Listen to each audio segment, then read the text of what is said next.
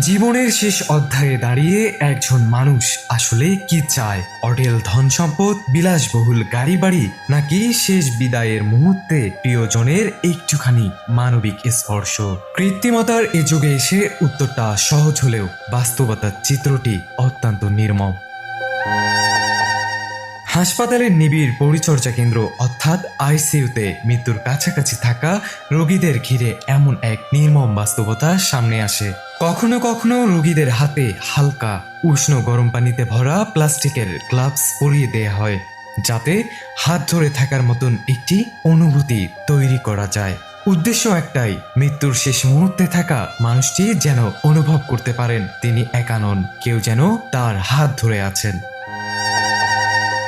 কিন্তু ভাবুন তো, সারা জীবন মানুষের ভিড়ে থেকেও জীবনের শেষ প্রান্তে যদি পাশে না থাকে পরিচিত কোনো মুখ, প্রিয় কোনো মানুষ, তাহলে সেই শূন্যতা কতটা গভীর হতে পারে। চিকিৎসা বিজ্ঞান, ঔষধ ও প্রযুক্তির মাধ্যমে শরীরের যন্ত্রণা কিছুটা কমানোর চেষ্টা করতে পারে, কিন্তু প্রিয়জনের সান্নিধ্য, ভালোবাসা আর মানবিক স্পর্শের যে মানসিক প্রয়োজন, তার কোনো কৃত্রিম বিকল্প এখনো তৈরি হয়নি। আইসিইউর এই নির্মম দৃশ্য যেন আমাদের আধুনিক জীবনের দিকেও প্রশ্ন ছুড়ে দেয়। সামাজিক যোগাযোগ মাধ্যমে অসংখ্য লাইক, কমেন্টস আর ভার্চুয়াল যোগাযোগের ভিড়ে আমরা কি সত্যিকারের সম্পর্কগুলো থেকে ক্রমেই দূরে সরে যাচ্ছি?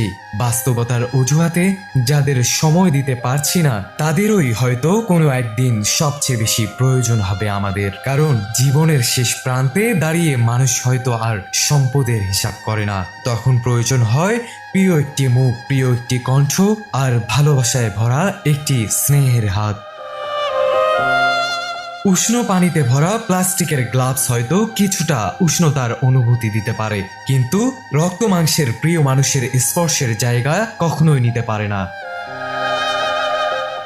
জীবনের শেষ মুহূর্তে হয়তো সবচেয়ে দামি জিনিস কোনো সম্পত্তি নয়, সে সময় হয়তো সবচেয়ে দামি হয়ে উঠতে পারে প্রিয় কোনো এক মানুষের স্নেহ ভরা হাতের স্পর্শ। তাই সময় থাকতেই কাছের মানুষগুলোর পাশে দাঁড়ানোই হোক আমাদের সবচেয়ে বড় মানবিকতা। মুশফিকুর রহমান, মানব কণ্ঠ, রেক্স।